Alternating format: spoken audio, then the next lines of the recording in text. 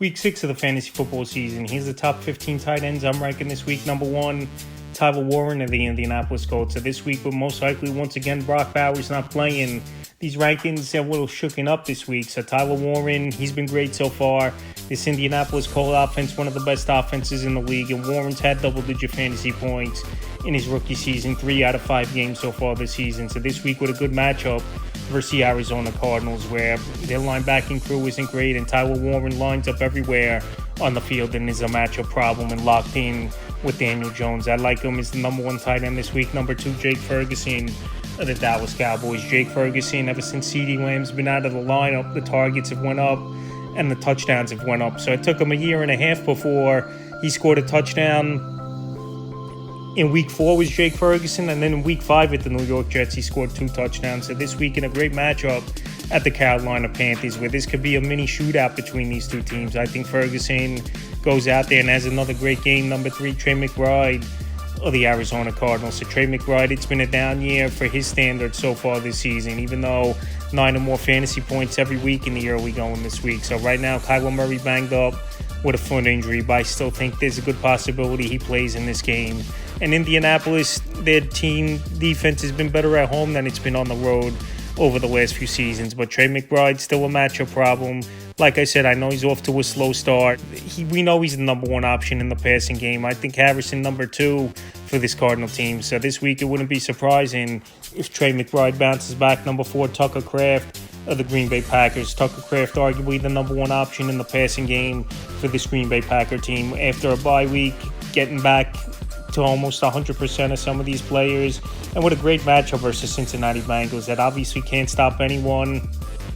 And we saw last week Sam Laporta go out there versus defense and have a monster game with 90 yards and a touchdown. I think Tucker Kraft could put up a similar type of performance. Number 5, Dalton Kincaid of the Buffalo Bills. So weekly, it seems like the targets are going up for Kincaid, and obviously the production is going up. So this week at the Atlanta Falcons, fast track indoors, and a Falcon defense that I don't think is all that great. And arguably, he could be the number 1 option right now is Dalton Kincaid in this Buffalo Bill offense. And anytime someone's in an offense with Josh Allen, the numbers are going to be there. Number 6, Darren Waller of the Miami Dolphins. So Darren Waller out of retirement.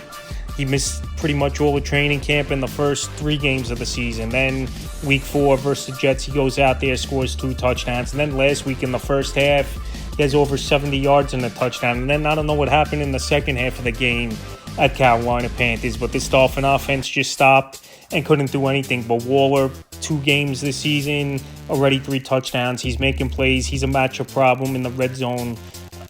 Obviously, 6'5", 6'6", no one's going to cover him. And it looks like he hasn't lost a step since he retired and was out all of 2024. So this week, even in a tough matchup versus a good Charger defense, Waller already has been jumping up the rankings quickly. Number 7, Travis Kelce of the Kansas City Chiefs. I feel like Kelce, he's kind of that touchdown-dependent tight end at this point of his career. I don't think those monster games are going to come much anymore where he scores over 20 fantasy points, but that 10, 13-point range in PPR leagues, I still think is solid for Travis Kelce. And this is a game where they know they got to put points on the board, is Kansas City, like they did last week, and Kelce did find the end zone. So this week in a matchup versus a good Detroit defense, but they got to put points on the board if they want to win versus great offense they're up against. I think Kelce goes out there, has a decent game. Number 8, Sam Laporta of the Detroit Lions. I mentioned early in the video, we had 90 yards and a touchdown last week was Laporta. It was a big game for him, and he was due after he didn't do much from week 2 to week 4, so only 2 double-digit fantasy games so far this season. This week, a tougher matchup at Kansas City, one of the defenses in the league, and playing with guys like Amon-Ra St. Brown, Jameson Williams, Gibbons, and Montgomery out of the backfield. Sometimes Laporta, the numbers aren't going to be there week in and week out with all those mouths to feed. But this week at Kansas City, I still think he could go out there and make plays, have an impact. Number 9, Dallas Goedert of the Philadelphia Eagles. So Dallas Goedert, he's been a touchdown machine in the early going for this Philadelphia Eagle team and fantasy owners. And this week, Thursday Night Football here tonight, high-scoring games. These games usually are, and it's an NFC East matchup at the New York Giants, one of the worst defenses in the league. So Goedert, him and Hurts have been locked in all season on the same page, especially in the goal line.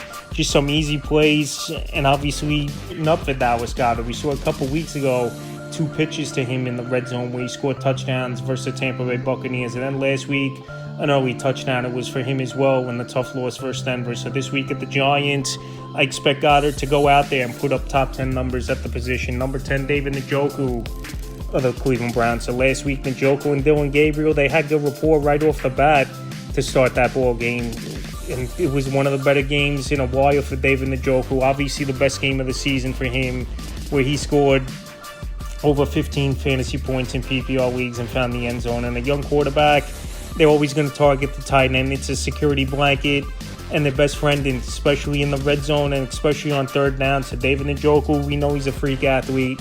We know he's one of the better yard after catch tight ends. I know this week on paper it's a tough matchup at Pittsburgh, but like I said, with Gabriel in there, quarterback, I think he's going to get targeted more and work into production. Number 11, Hunter Henry of the New England Patriots. So Hunter Henry, it's been a solid season for him. The only thing, couple games he disappears here and there is Henry. And now with Stephon Diggs looking like he's finally 100% over the last couple weeks with 2 100-yard receiving games in a row.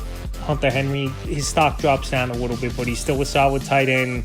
We're weekly, for most weeks, anywhere from 8 to 12 fantasy points, I think, is the range for Hunter Henry. And this week he does have a good matchup at New Orleans in the fast track. Number 12, Mason Taylor of the New York Jets. He's been a garbage time type of tight end, but hey, points are points for Mason Taylor. This New York Jet offense, besides Garrett Wilson, has no one else in the passing game. They got Josh Reynolds.